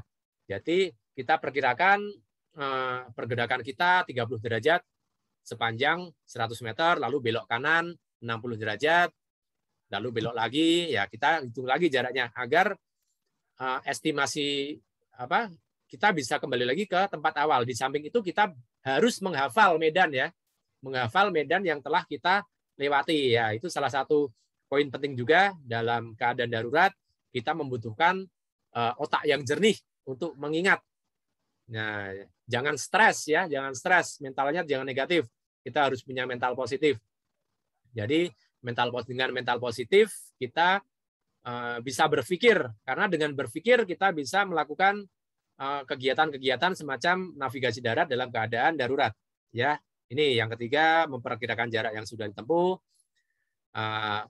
Satu lagi, ini membutuhkan jam tangan ya, membutuhkan jam tangan juga, lalu membutuhkan data rekaman kita ketika sedang trekking di segala medan gunung, misal uphill ya, naik trekking, downhill atau di medan flat. Itu berapa pace-nya ya? Pace-nya berapa menit, berapa jam ya, berapa menit yang kita tempuh untuk menempuh jarak 1 kilo ya. Dengan gitu, dengan perbandingan pace itu, maka kita bisa memperkirakan ketika kita dalam keadaan darurat, pace kita berapa, lalu kita jalannya normal, fisik kita sama ya. Oke.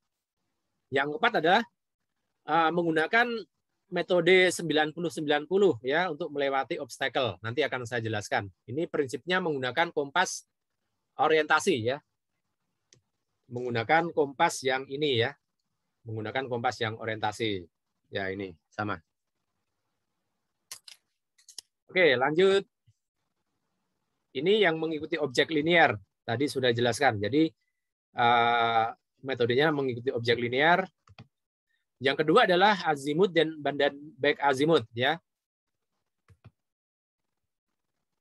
Ini adalah sebentar. Ini ya yang garis yang atas ya, itu yang titik kita tersesat, yaitu di titik 41 derajat. Bukan 41 derajat, di sebuah titik kita tidak tahu ya. Yang kita bawa cuma kompas.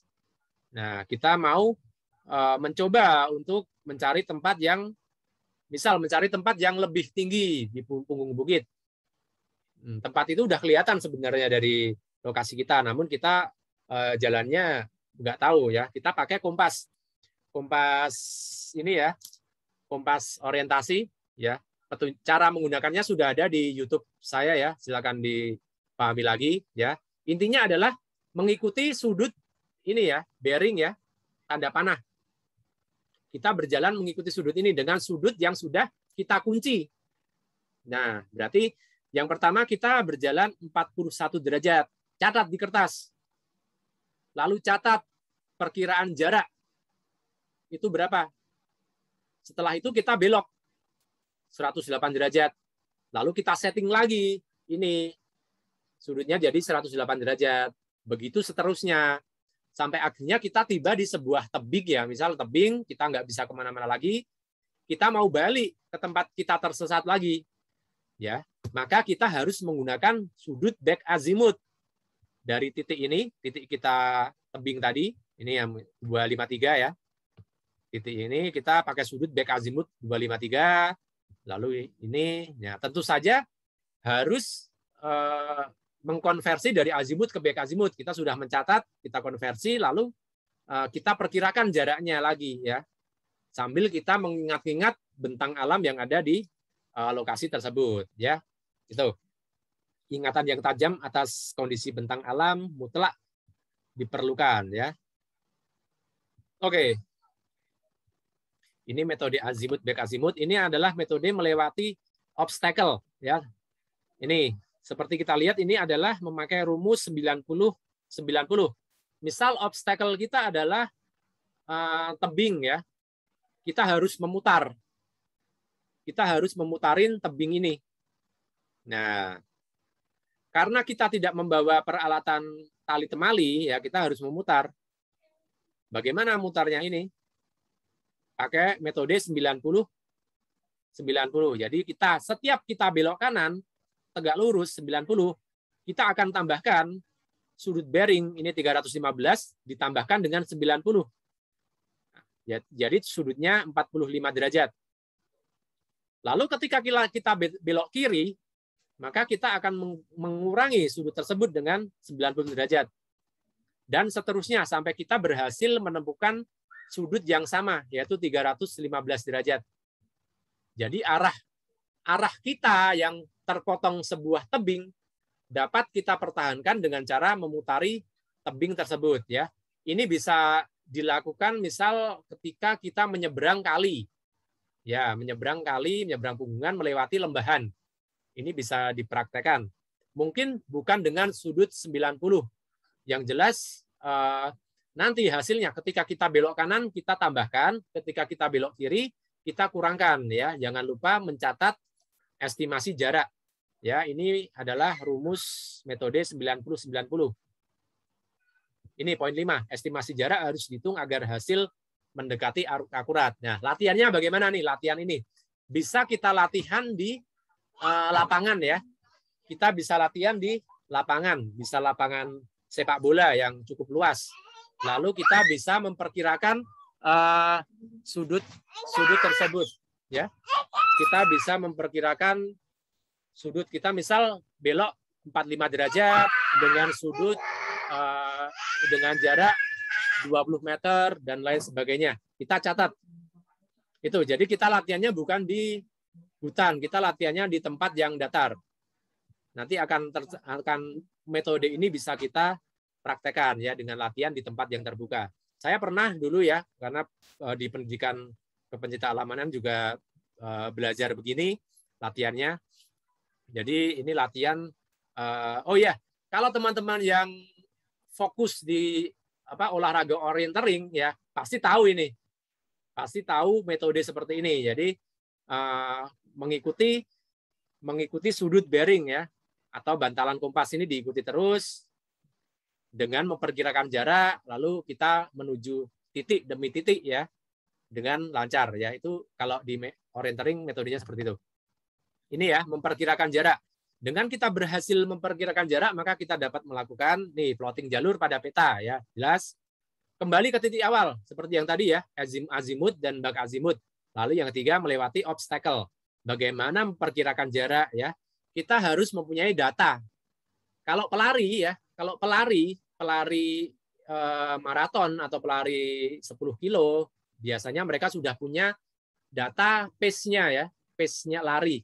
Misal dalam 1 jam mereka bisa menempuh sekitar 10 kilo ya.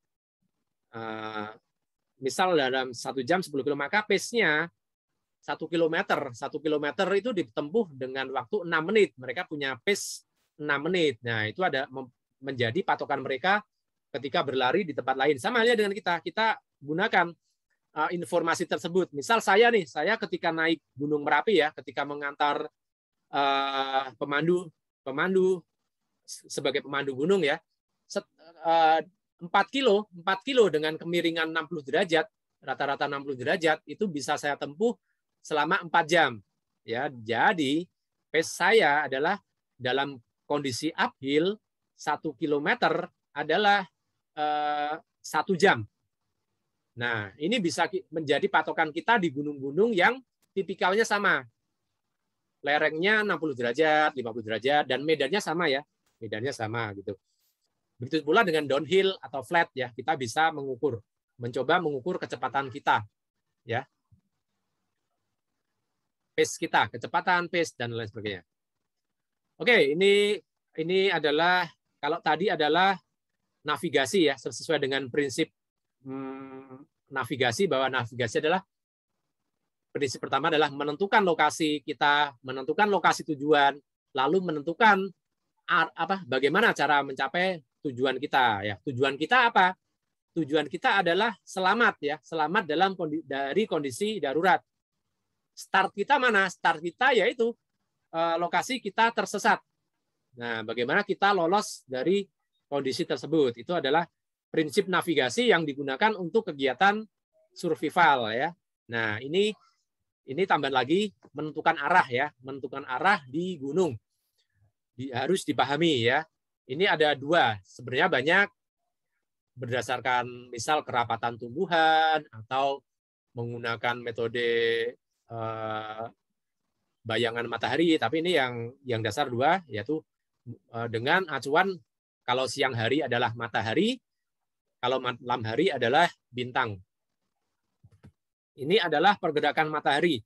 Ini bisa kita catat ya, bisa kita hafalkan, atau kita mempunyai kertas kecil yang sudah dilaminating dan masuk dalam kotak survival kit. Nah, ini bisa masuk di print ya, di survival kit. Prinsipnya adalah begini. Pada tanggal 21 Maret ya, pada tanggal 21 Maret dan 23 Maret, 21 Maret dan 23 September, matahari itu tepat di atas ekuator. Jadi benar-benar tuh matahari terbit di timur. Berarti timur itu tepat 90 derajat. Nah, sebaliknya pada tanggal 21 Juni, matahari itu berada di posisi utara, paling utara, dengan di sudut 23,5 derajat lintang utara ya. Artinya 23,5 derajat diukur dari timur, diukur dari azimut 90 derajat. Berarti kita mendapatkan sudut azimut adalah 66,5 derajat. Ya, berarti pada tanggal 21 Juni matahari terbit di azimut 66,6 derajat. Itu bisa kita hafalkan. Nah, jadi bukan matahari terbit dari utara. Kemarin ada isu-isu di Sulawesi matahari terbitnya dari utara, bukan. Karena itu matahari terbitnya ketika itu ada di timur laut ya. Di timur laut. Orang-orang mendefinisikan terbitnya dari utara. Ini adalah tabel ya, tabel pergerakan matahari di setiap bulannya. Ini bisa dicatat. Ya, kita bisa memperkirakan pada tanggal berapa kita naik gunung, lalu matahari terbitnya kita sesuaikan aja. Berarti kalau yang plus di 90 ya dikurangi 23. Kalau yang plus 21 Juni. Kalau yang minus ya berarti ada di posisi selatan di Tenggara ya. Berarti 90 ditambahkan dengan 23. Itu pada tanggal 22 Desember. tanggal-tanggal yang lain akan menyesuaikan ya. Oke. Metode lain pada malam hari adalah menggunakan peta bintang ya. Saya tidak menguasai peta bintang, namun saya menggunakan aplikasi ini. Ya, aplikasi ini untuk melihat bintang. Silahkan download ya. Ini bisa kita pelajari bintang-bintang itu, konstelasi ya, bisa kita pelajari. Silahkan download aplikasi SkyMap. Kalau di gunung kita bisa bawa ini handphone kita ya, lalu kita buka aplikasi ini. Kita cari bintangnya. Di sini sudah ada arahnya. Sudah ada arah, sudah ada azimutnya ya. Kalau misal nih, misal bintang Crux ya atau rasi bintang padi itu benar-benar pas ujungnya mengarah ke selatan ya, itu ada hitungannya di sini, silakan diinstal. Karena ini akan teknologi ini sangat membantu ya. Oke. Oke. Bersambung ke modul 2, besok adalah kita fokus di mengolah peta, salah satunya mengolah peta untuk operasi pencarian dan pertolongan ya, yang hubungannya juga dengan elemen kompetensi yang keempat, yaitu menganalisa, mengevaluasi ya, itu terkait dengan apa yang akan kita lakukan ketika sedang melakukan operasi pencarian dan pertolongan. Yang akan saya paparkan besok bukan tekniknya, bukan teknik SAR-nya, karena itu bukan ranah saya, itu sudah menjadi ranahnya Basarnas atau instruktur-instruktur dari SAR lokal, SAR nasional. Yang akan saya paparkan adalah metode navigasi darat yang akan dipraktekkan dalam operasi tersebut, yang dilakukan oleh misal SMC. SMC merencanakan dari mulai membuat peta, memperkecil wilayah pencarian, membuat grid, itu bagaimana caranya akan saya paparkan besok. Lalu teknik menyisir yang dilakukan oleh SRU ya, SRU. Saya tidak akan mendetilkan tekniknya, namun yang akan saya detilkan adalah metode navigasi darat yang akan digunakan, yaitu semacam open grid atau close grid ya, memusatkan pencarian di sebuah titik, itu menggunakan peta, GPS, dan kompas. Makanya ini modul 2 akan saya gabung karena keterkaitannya sangat erat ya. Oke. Demikian, alhamdulillah pas banget jam 12 siang ya, sudah azan tadi. Alhamdulillah paparan saya hari pertama ini sudah selesai. Terima kasih. Mohon maaf apabila dalam penyampaian paparan hari pertama itu adalah kesalahan ya, ada kesalahan. Misal ada beberapa yang menurut teman-teman salah nih ilmunya, nanti bisa kita diskusikan bareng-bareng di grup atau via Japri ya. Ini saya buat referensinya adalah beberapa literatur dari luar negeri. Seperti kemarin modul dasar sudah saya cantumkan referensinya ya, dari modul-modul dari luar negeri, jadi insya Allah cukup relevan digunakan di Indonesia. Oke, terima kasih. Akan saya buka sesi tanya-jawab secara umum. Wassalamualaikum warahmatullahi wabarakatuh.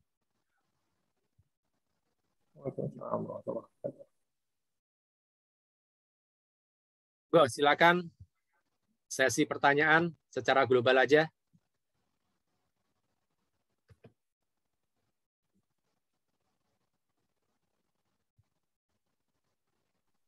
Tes. Tes diterima. Monggo, silakan.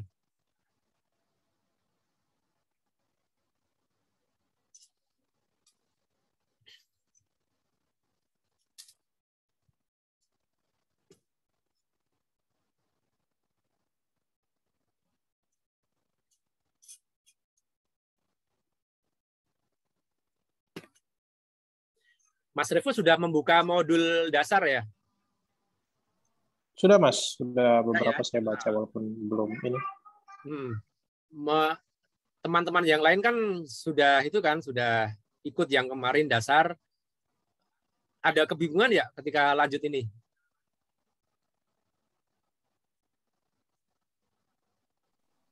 Ya, merefresh kembali Pak. Oh ya, siap-siap. Monggo, ada pertanyaan terkait apapun terkait navigasi darat, baik itu yang kemarin, dasar, lanjut, terus kalau besok memang saya fokuskan ke itu, ke penerapannya di beberapa di operasi pencarian ya, membuat peta. Pak Heri ada pertanyaan?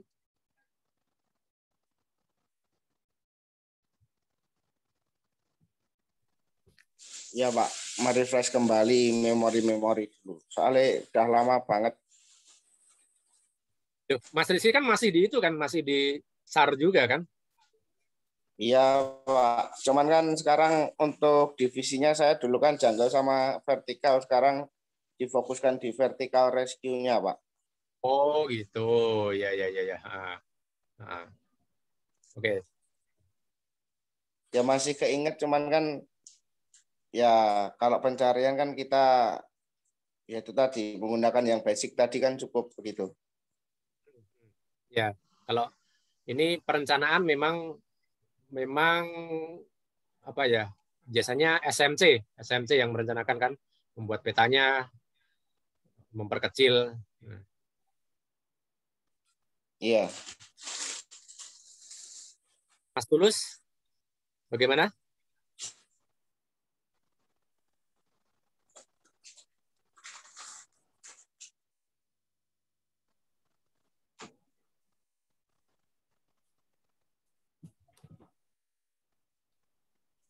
Besok insya Allah akan saya kirimi peta ya, kita berlatih juga seperti yang di dasar. Saya kirimi peta, besok saya kirimi peta. Sedikit Mas, mungkin Oh ya, aja. monggo Mas Revo. Ya, karena kan dulu saya pernah yang terkait pembacaan rumor grid gitu ya. Karena awalnya sih, ya, ini mungkin keterbatasan juga, bukan apa ya. Dulu mungkin kalau di Sumatera itu kan karena peta yang masuk itu pembacanya rumor grid. Nah, saya juga baru setelah tahun ke-4 sepertinya baru mulai mempelajari rumor geografis gitu kan. Ternyata saya rasa sih sama saja. Saya juga pernah lihat di peta grid sendiri kan, maksudnya pembacaan rumor grid itu ternyata juga bisa dikonversi, ada garis-garis bantu untuk dibikinkan geografisnya ya, maupun yang di geografis sendiri ternyata juga ada kita tinggal tinggal bikinkan gridnya saja 2x2 cm ya kalau nggak salah seperti itu seperti itu. Nah, ini sepertinya yang lazimnya, dan saya juga belum punya pengalaman untuk terkait operasi, maupun ya pengalaman ini juga sama seperti Mas Jarod juga, pengalaman emergensi juga belum pernah, tapi ya paling hanya istilahnya hilang ini aja lah, misalnya bergeser terus menyasar seperti itulah. Nah, tapi dari dua peta ini Mas, saya juga belum masih pertanyaan tuh sebenarnya sih yang kecocokan digunakan untuk peta sendiri, apakah dengan pembacaan geografis atau dalam grid? Karena kan kalau grid kan bacanya ya 4 angka, 6 angka seperti itu ya, 8 angka seperti itu sih. Kira-kira apa sih yang berbeda gitu Mas, atau kecocokannya dengan pembacaan grid tadi atau geografis seperti itu? Ya, oke, makasih Mas Revo. Kalau dua jenis ya, grid atau grid UTM dan geografis. Kalau di peta dasar memang yang di garis itu yang derajat, menit, detik. Makanya teman-teman banyakkan belajarnya dimulai dari geografis, derajat, menit, detik. Biasanya kalau udah mahir, kita mulai belajar pakai UTM ya. Jadi pakainya yang grid, pakainya juga yang romer yang grid. Nah, sebenarnya sama, akurasinya sama, kalau dihitung akurasinya sama, dan yang membedakan adalah penggunaan. Tadi saya sudah bilang bahwa menggunakan sistem koordinat UTM itu lebih cocok digunakan pada peta yang sudah kita olah, kita perbesar, lalu kita membuat grid-grid sendiri. Misal kita punya peta 1:25.000 ya. saya tidak punya nih peta 1/10.000. Nah, saya mau bikin peta, mau nyetak peta 1/10.000. Nah, saya bikin grid-gridnya bukan derajat, menit, detik. Pakainya UTM, ya, karena lebih detail dan mewakili jarak, yaitu meter. Biasanya kalau nanti akan saya tampilkan besok di materi, misal nih peta 1/10.000 atau peta 1/50.000 ya, dan gridnya ketika sudah di grid ukurannya 100 meter kali 100 meter itu konturnya pun cukup jelas. Jadinya GPS kan akurat ya, GPS itu mengukurnya akurat sampai 7 digit, berarti itu akurasinya 1 meter. Nah itu insya Allah lah kalau di plotting ke peta akurasinya mungkin bisa 10 meter lah, bisa lah. Jadi kan ruang 10 meter kali 10 meter kan enak banget itu, sangat detail. Nah itu. Kenapa tidak pakai derajat, menit, detik ya? Pertama ya, kalau saya pribadi, ini pendapat saya pribadi, karena kalau derajat, menit, detik cukup repot konversinya gitu. Konversinya cukup repot, harus ngitung-ngitung juga. Terus itu yang pertama. Yang kedua adalah membentuk gridnya kurang apa ya? Kalau menurut saya kurang cocok. Misal gridnya 5 detik, 10 detik dengan grid utama adalah 30 detik ya.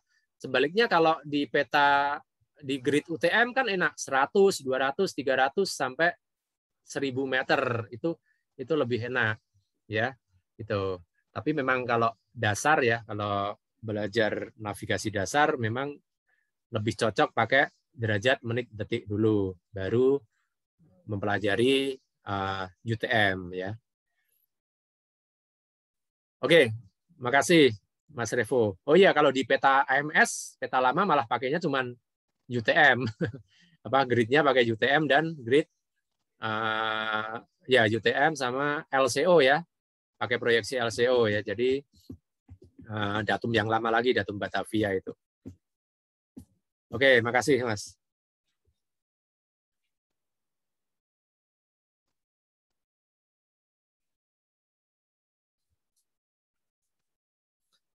Ada tambahan atau pengalaman ya?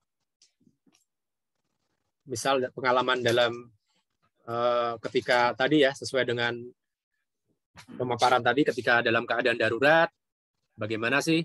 Saya nggak pernah terjebak dalam keadaan darurat, tapi kalau tim SAR sering. Tapi kalau menjadi survivor nggak pernah. Alhamdulillah nggak pernah. Jadi pengen tahu nih pengalaman-pengalaman kalau kesasar tuh gimana dari sudut pandang seorang survivor. Gitu.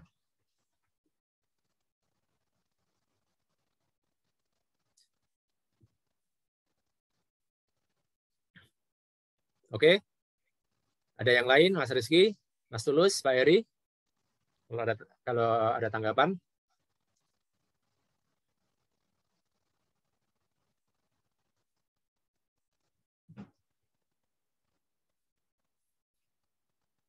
Oke, karena sudah waktu jam 12 siang ya, sudah lebih 11 menit sesuai jadwal. Kita selesai pukul 12, kita akan lanjut besok hari terakhir untuk elemen yang kedua, menganalisa, mengevaluasi, dan elemen yang pertama yang itu ya, merencanakan peta untuk operasi ya, untuk operasi pencarian. Oke, terima kasih untuk hari ini, untuk waktu yang setelah diluangkan. Ya, saya mohon maaf apabila ada kesalahan dalam pengucapan, dalam sikap saya hari ini. Kita jumpa lagi besok dengan jam yang sama ya. Modul untuk besok akan saya sampaikan nanti malam atau dini hari ya. Oke, terima kasih sekali lagi. Salam sehat untuk kita semua. Selamat beraktivitas, tetap jaga ya protokol kesehatan. Wassalamualaikum warahmatullahi wabarakatuh. Waalaikumsalam warahmatullahi wabarakatuh.